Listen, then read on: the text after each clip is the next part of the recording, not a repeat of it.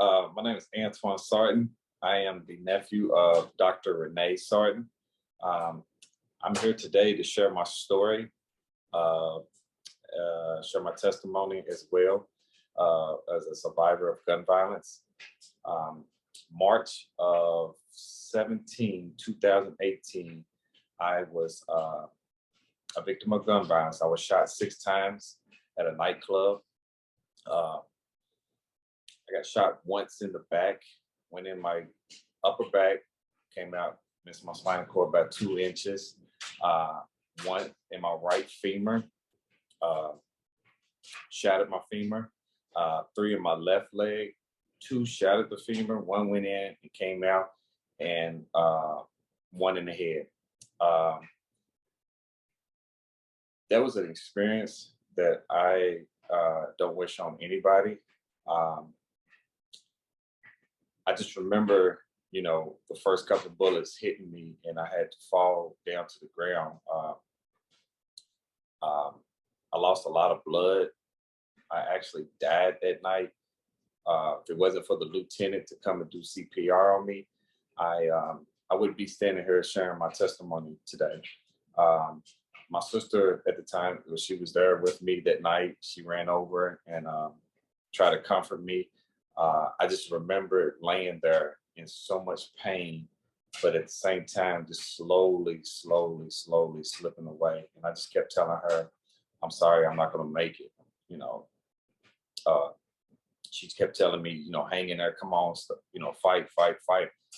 But, laying there, I could just remember like just slowly fading away to the point where I was gone. I actually died.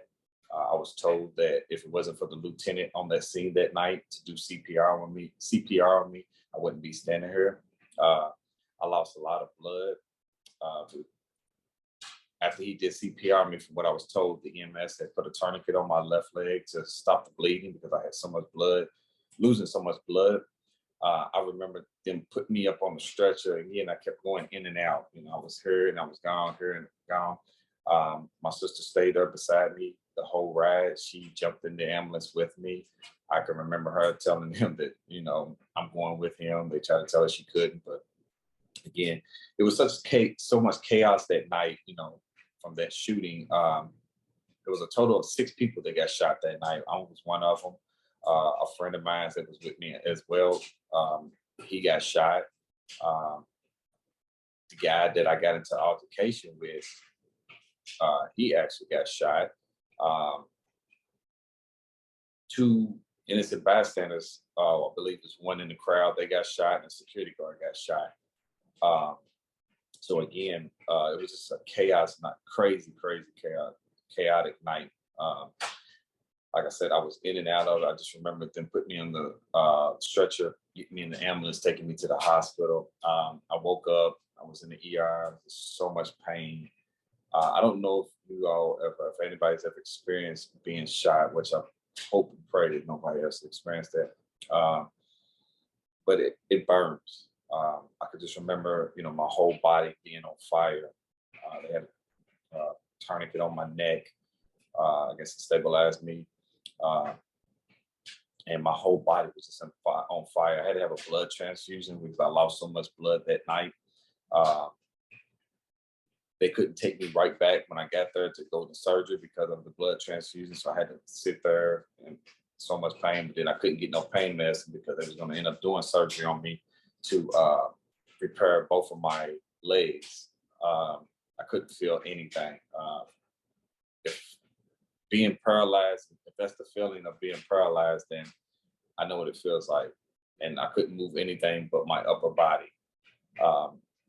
So that night I ended up having to go and get my right leg done first because there was so much damage to my right femur from the bone being shattered from the bullet that they spent hours and hours and hours just repairing one of my legs, just to stabilize me for the next day to do my other leg, which was my left leg that they ended up doing.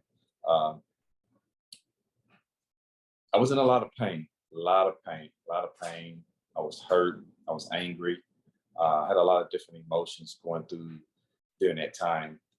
asking why, why did this have to happen like this? Nowadays, people want to shoot, and I don't understand why that's the case when you can take a life. But I went through a tough time. I was in the hospital for 6 days just for surgery. I had to have 2 surgeries, one on the right femur, the other one on the left femur. I had rods and screws in both of my femurs from the hip all the way down to the kneecap. I ended up having to go to a rehab center because I had to relearn how to walk. I could not walk. I was in a wheelchair with both of my legs sticking straight out. I was in a lot of pain. I had nerve damage in my left foot because it hit my IT band, it hit some nerves. So I came in with foot drop, and it made it also difficult for me to walk as well. So I ended up going over to Fraser Rehab for about 4 weeks to relearn how to walk. Again, that was a journey. I was in the hospital for a total of 32 days just to learn how to walk. Once I got up on my feet, I was discharged to have to come back for outpatient therapy. April the 22nd, I believe, of 2018. It's been a tough road, even to this day. Just experiencing that in 2018, 7 months later, I lost my best friend to a drunk driver. And I'm talking about a best friend for over 20, 23, 24 years of friendship. To lose him for a tragic, senseless, drunk driver, it kind of just broke me down even more during the time of me trying to rehab, because he was a good friend and he was there for me the night I was shot, during the whole process, all the way up until his death. And that took a lot out of me, mentally, physically. I had to go through a lot of, financial hardships, losing my job. Well, I actually having to retire from my job. I used to carry mail as a postal service. As a mailman, I was there for 6 years. I also had to really, really, really lock in and fight. And I was determined to get back on my feet and be stronger. I knew I would never probably see 100%, but my goal was to, and still to this day, is to get close to 100% as I can. And that's mentally and physically. As time went on, I was constantly, working out, training, just trying to strengthen my mind, build my relationship with God. That's the only person that got me through this and still getting me through this to this day. I used the gym and training as a therapy for me.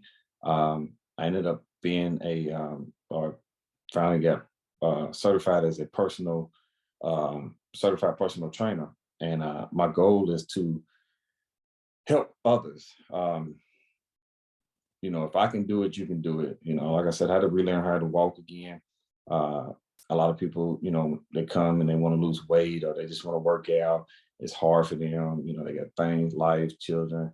I understand that. But sometimes we have to take time out for ourselves to try to better our health and our wealth. That was one of my biggest things, is to try to get people engaged and get them to make a healthy lifestyle for themselves.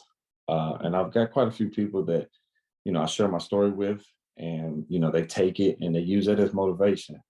And even through this day, I lost a lot of family members.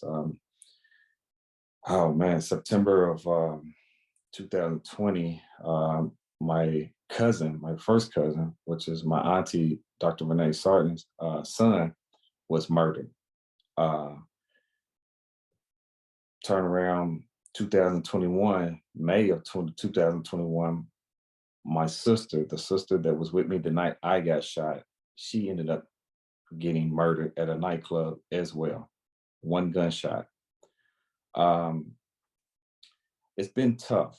It's been really, really, really tough, even though, I make it look good. I work out, train, I get up every day and I keep pushing. But the reality of it is, I struggle as well mentally, just to keep going. And I try to hold on to faith. Actually, that's the only thing I have that keeps me going is faith.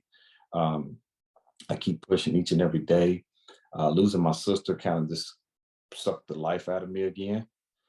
So I'm currently right now, and I'm just being open and honest to everyone or anybody that's watching this video that, I still struggle. I have my ups and downs. I have my highs, my lows.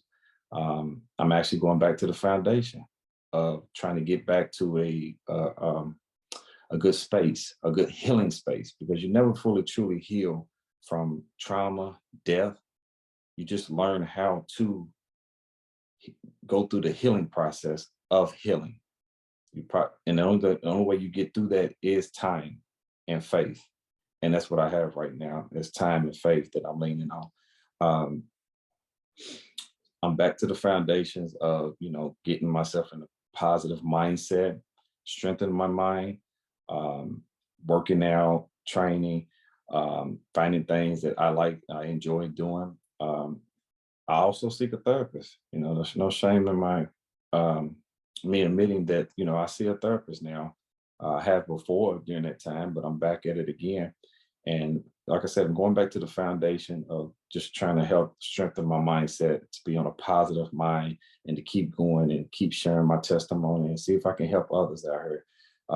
The gun violence in my community is, it's a shame that we are just killing ourselves over nothing, a senseless act. We've got to figure out a way. My mindset is it starts at home. Us as parents need to have the conversation with our kids about what's going on in their lives and ask the question, do you own a gun? Don't be afraid to have that conversation with your child, and ask them, do you own a gun? Are you in a gang activity? Are you participating in activities that, you shouldn't possibly be in? And also to see what's going on with their mind and see what goes on in their lives and their day-to-day activities when they leave the house to go to school or whatever. I think we need more leadership, males, Black males, any male, step up. Let's get in tune with the community where it's affected. The West End is primarily, but I mean, it's happening anywhere. I mean, we had a hate crime act going into your grocery store in J-Town, and a brother gets killed, and his grandson had to see it. I think another lady got killed, and a couple other people got wounded. But I mean, just to walk it, you go to the grocery store to go shopping every day, to know, there's a chance that someone can come in here and open up fire. I mean, we living in a sick time right now. I don't have all the answers, but I'm willing to step up to the plate to help and provide my story and give some sort of insight of what we can do to make a change. I thank my auntie, Dr. Renee Sartin, for giving me the platform to speak and share my testimony and my story. I hope that in the future, this grows and we continue to bring more awareness to senseless gun violence. I thank you again for your opportunity and your platform. I'm gonna turn it to it. Thank you so much, Antoine, for being here. Thank you very much. At this time, I'm going to share the screen with everyone. And again, I want to thank Antoine for being here with us today to talk with you. Before I go any further, it's important for me to introduce three individuals to me that are just as important to me as my nephew, Antoine. And they're not here in person, but I will show you a picture. And the first one is my husband. And we've been married, it'll be 38 years in May of this year. On the second slide, you'll see my daughter. And then you'll see my grandbaby, my 7-year-old grandbaby. I'm here today as a social work educator to share my family's experience with you, the homicide, the aftermath, and what's to come of my son's death. I'm here to share my experience with you as social work professionals. And I want to say that many of us have suffered the loss of a loved one, and the number one stress that a person can experience is the death of your spouse and the death of your child. I would like to read a poem to you. I hear that voice echo throughout my body. Some days it is soft, a gentle reminder to reach out. Other days it catches me off guard. I simply don't know whose shoulder I can cry on. It is hard enough to simply show up. And though I see a room filled with shoulders, I cannot expose myself in that way. If I cry on your shoulder, I might release who I am with such force, and I might disappear. You will see too much of me and have the power to poison me with ridicule. My grief swallows me up, erases my boundaries. This poem was written by a dear friend of mine, a Louisville poet, and an LCSW, Shannon Lockhart. The poem describes my family's feelings. Like hundreds of other Black American families in the city of Louisville, our family has been among those who have lost family members to gun violence, and we've lost family members that have been fatally wounded by gun violence. You heard my nephew's story earlier. He is my husband's brother's son. He told you his experiences of what he went through, and it was a very, very long road for him. This is his ministry. He shared that with you. He also talked about the fact that he struggles sometimes, and he has struggled, but I want you to also know that he understands now that he was spared to do God's work, his ministry of training others, his ministry of the grief to growth, our family's ministry. This is a picture of Antoine's sister with her father and with Antoine. And you'll see here, Kashmira was 37 years old, and she left behind two beautiful children, ages 21 and 18. Let's go back to 2020. My son was the 114th homicide in Louisville, Kentucky.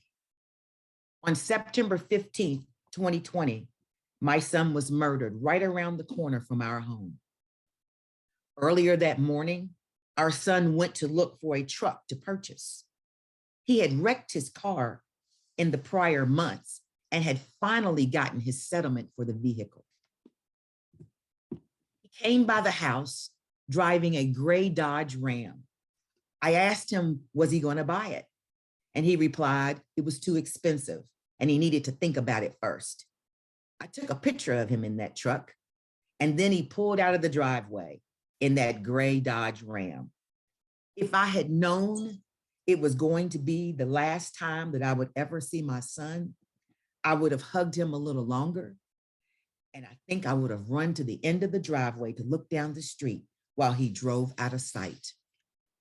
My son went out that night with a young lady and went to the waterfront, got something to eat, and then took her home. When my son left the apartment complex, I am told bullets were riddled into his car. We also were told that he died instantly. The next morning, we heard a knock on our front door. It was the coroner. She knocked on our door the following morning to tell us that our son was dead. We asked, how did you know? And she responded that she viewed his body in the morgue. I immediately told her that she did not know who my son was and that she was wrong. I called to my husband to come downstairs, and she again told us that our son was dead. I asked, How do you know it was him? She said, ma'am, it was him. She then handed us a plastic bag with my son's personal items in it. It was at that moment we realized our son was taken from us in the night and we would never get him back. Our 29-year-old son, who loved his 7-year-old daughter with all of his heart, was murdered by multiple gunshots in his car, September 15th, 2020. Originally, he was the 117th homicide in the city at that time. But when the year ended, as I shared earlier, they listed him as the 114th homicide. My son's investigation is still open. There are no suspects. My son's name was and still is Michael Allen Glenn Sarton. My granddaughter lost her father that night, and my 25-year-old daughter lost her brother that night. My husband and I lost our son that night, but we now have the strength, and we've always had the desire to speak to social work professionals and students like you and plain neighborhood folk just to come and share our story. Each time my nephew or my husband or I are asked to share our story, it becomes another true blessing and another opportunity to honor our son and our niece who are no longer with us, and to talk with you not only about our personal stories, but to share with you ways to manage the pain that we have endured in the city of Louisville and grow back our Black communities the way we all deserve to thrive and grow and enjoy life. Years ago, my own mother lost her son when he was 37. My brother. My mother-in-law lost her son when he was 57. My brother-in-law. My niece and nephew lost their son when he was 7 months old. My great nephew. My sister-in-law lost her son to heart failure when he was 34. My nephew. And lastly, my aunt lost her son to cancer when he was 35. My cousin. It was beyond tragic that we lost all of these sons, but none of these sons died from a homicide like Mike or Kashmira. None of these parents had to find out how their children died from a coroner. None of these family members ever have to lay awake at night and wonder why someone hated our children so much that they wanted them dead. They told us that our son was shot in the chest and the aorta and had a quick death, and he did not feel any pain. I believe my son suffered. I believe he fought for his life as he struggled to take his last breath. And as time passes, the pain we feel remains, but we find ways to manage our day-to-day activities. We shift the pain to the background of our lives. It is still there. We just have a little bit of distance from it so that we can breathe from time to time when needed. We don't cry every day anymore, but our hearts are still heavy, but not as heavy. We're able to move about and function. And when a moment arises, we pause and then we go through it. And then we continue to move on. This is how my family is today. In all of this, I would be a little remiss if I did not tell you that on May 30th, 2020, my husband gave his letter of intent to retire to his employer effective July 1st. And right before he left his job, he was diagnosed with cancer. He was well into the rounds of chemotherapy the following month, which lasted through December 2020. A time that was supposed to be a celebration had to be put on the back burner. We thought as soon as we got through the chemo, we could celebrate my husband's retirement. The rounds of chemo were hard on him, and there were times when the chemo just took him down and took all of his strength away. And then our son was murdered. And that felt like a concrete block sitting on my head and my chest. My stomach was in knots. Here I was, a full-time caretaker for my husband as I continued to work a full-time job, as he continued to battle cancer. And now this, are you kidding me? These were the times where I could not breathe, and other times where I struggled to catch my breath. In addition, my husband, my daughter, and I, we carried on and we planned Mike's funeral.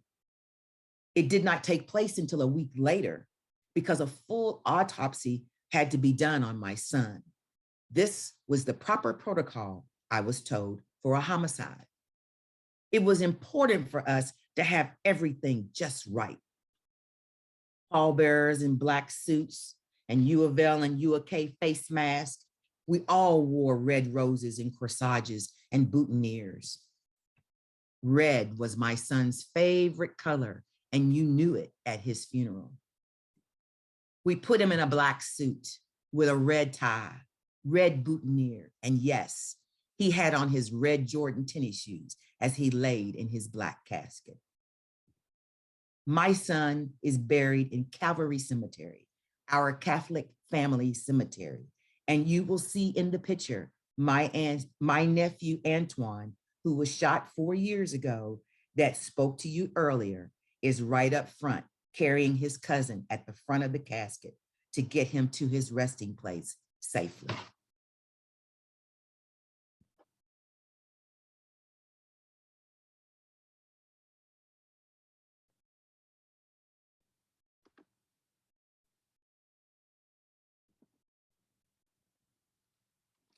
There are too many Black mothers and Black fathers who are losing their children in the city of Louisville today. When will all of this stop?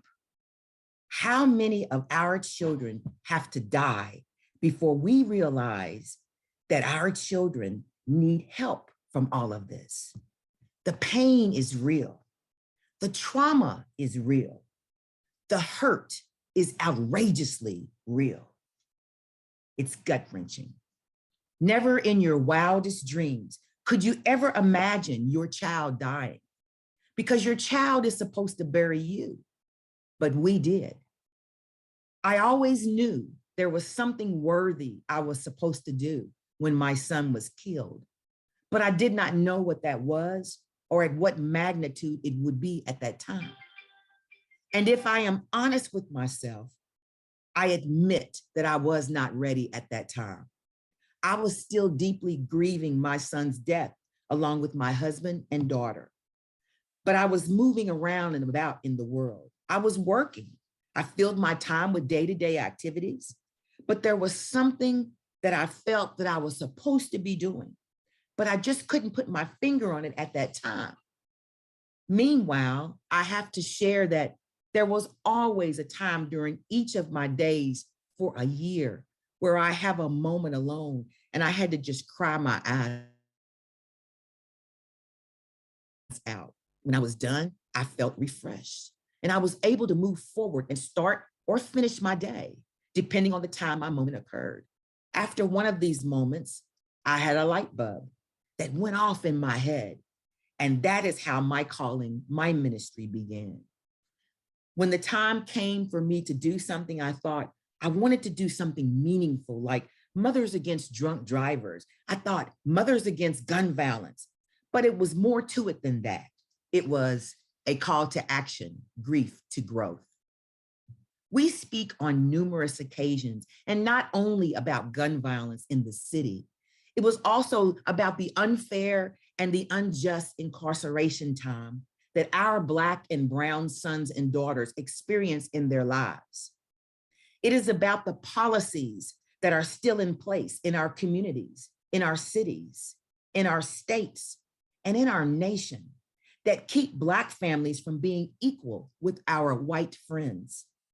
We all change. We all know that change is necessary to provide equity for everyone. So that is where we are.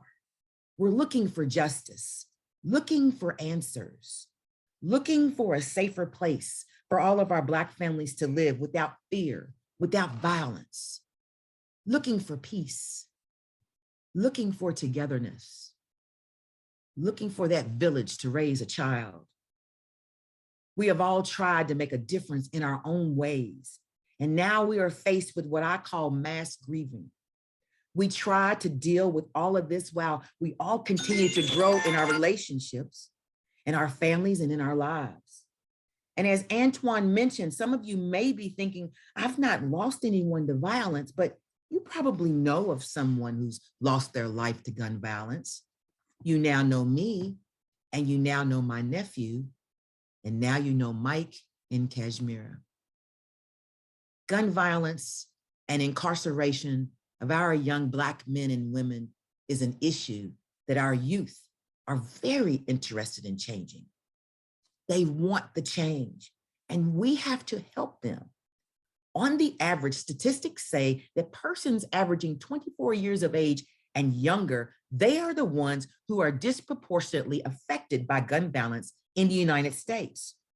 In 2018, Black Americans represented 34% of the sentenced prison population, nearly triple our 12% share in the United States adult population. At that time, whites accounted for 30% of the prisoners, about half of the 63% share of the adult population. According to the Department of Public Advocacy, the rate of imprisonment is that there are 460 white inmates for every 100,000 whites in the population. And there are now 1,501 Black inmates for every 100,000 Black Americans in Kentucky, in the United States. And in other words, that means that Black Americans in the state of Kentucky are 3.2 times more likely to be in prison than whites. This is a sad but true statement for our city of Louisville as well. Now, firearm homicide is the second leading cause of injury and death among our youth, who are between those ages of 10 and 24. Even though firearm homicide rates are higher in our cities than in our suburban and rural areas, our young people of color living in all areas of the United States, they are the ones who have to cope with the fact that the firearm homicide rate for 15 to 18 to 24 years old is 49 times higher in the United States than in any other high-income country. Now, I don't have to tell all of you this. All you have to do is watch the news each night. Listen outside your windows and doors. You can hear gunshots and sirens no matter where you live in the beautiful city of Louisville. Or you may have received a text message from someone or found it on social media that a friend of yours was shot and killed in the night.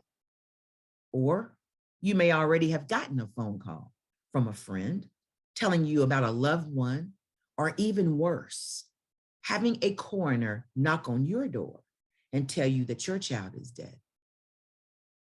Louisville's Black residents were hit hard in 2020, accounting for 71% of the identified victims killed.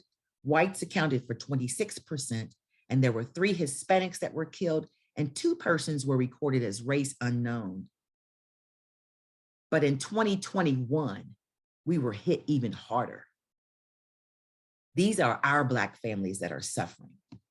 It is our Black families that are on the news each night being shot up and killed, left to die. It is our Black families that are grieving. Our beautiful Black families here in the city of Louisville are dying, and those of us left are grieving. Grief is the process that many Black Americans are going through right now due to experiencing a major, significant loss in our lives, not to mention the violent way in which we lost them. And those of us here on this Zoom conference who fall into that category or have close loved ones who fall into this category experience the grief for a long period of time that is filled with sadness and other emotions as we all yearn for that which we have unnecessarily lost. And as we cope with this grief, we need to understand that we can experience many emotions: denial, anger, bargaining, depression, and acceptance. It is important for all of us here to know that grief can develop into something even more serious, and that would be complicated grief. An acute grief that it comes with many signs and symptoms of depression. Now let's add trauma to that picture, and then add race-based trauma to that picture. First, we have the traumatizing loss of our loved ones' lives, which we may or may not have already really processed. You know, the process of grief, it has to be completed in order for somebody to move on. And without fully expressing and embracing the emotions of the grief that we feel, the loss remains alive and real, as if it's constantly happening over and over again. Traumatic loss lives in the mind, it lives in the body, and it lives in the soul as shock and denial, contributing to the many hypervigilant symptoms of trauma. Some people try and avoid grief because grief eventually leads to acceptance and having to face the fact that a loss has really taken place. If a life has been lost, or there was a significant traumatizing loss in somebody's life, they may be able to come to terms with that loss for the very first time if they have an opportunity to experience trauma recovery with a professional. Antoine told you that he was fortunate enough to be going with a professional to help him with his experience of his trauma recovery. I was fortunate enough to be going through therapy when my son was murdered. And I believe those sessions helped me in ways I can never explain or describe. Mourning the experience of trauma and the innocence lost due to trauma can inspire someone in trauma recovery to work through those stages of grief if you're having difficulty. Trauma profoundly changes the way that we see ourselves in the world, and the way that we see ourselves, the way that we live, and who we are in that world. Many of us, we see our trauma timeline as life before trauma, the trauma, and life after trauma. The change trauma creates in our lives is saddening and it's depressing because a true loss of life perspective has taken place. Trauma has taken place, and now recovery can begin taking place. But know that grief has to be a part of that process, and it will ultimately lead to growth where we have freedom from that trauma. And that's where we want to be, those of us who have faced trauma. Now, Antoine talked a little bit about growth and what growth means. And one of those pieces that he brought up was us as parents. It's our responsibility to sit down and talk to our young adults and our children in our households. It's our responsibility to make sure that our kids engage in family activities. It's our responsibility to help our kids grow. Another definition of growth is asking that question, as my nephew told you earlier, do you have an illegal gun in your possession? It's our responsibility as parents to ask those tough questions. You want your child to know what the ramifications are if they should be caught with that illegal gun, if they should be wounded with that illegal gun, and worse, if they should kill with that illegal gun. That is our responsibility as Black parents in a Black community. Now, my family is looking for closure, and these talks and these events that we do, it helps. But I really do not know what closure looks like for us. I think it looks like finding my son's murderer, so my son can finally rest, I think. Or does the future look like it does today? No suspect, no charges. At least my nephew's attempted murderer was found and charged. And at least my niece's murderer will go to trial soon. I want justice for my son. My husband wants justice for our son. And my daughter wants justice for our son. And we will not rest until that happens. But I must admit, I don't know how I will handle it if and when they find his murderer. How will I handle the whole court scene? Will I make a statement and tell the murderer who took my son from me that I hope he burns in hell? Probably not. Do I really want to hear all the ugly details of what transpired up to my son's death? No. But I will be there if that day comes. My family will be there if that day comes. The city continues to suffer from the tragedies of gun violence. But I and my family have strategically tucked all of those horrifying memories away in a place where they are much, much far out of sight, only to be reborn on the day in court, which may or may not ever come. Thank you so much for having my nephew, Antuan Sartin, and myself to present this presentation to you today, A Call to Action, Grief, and Growth.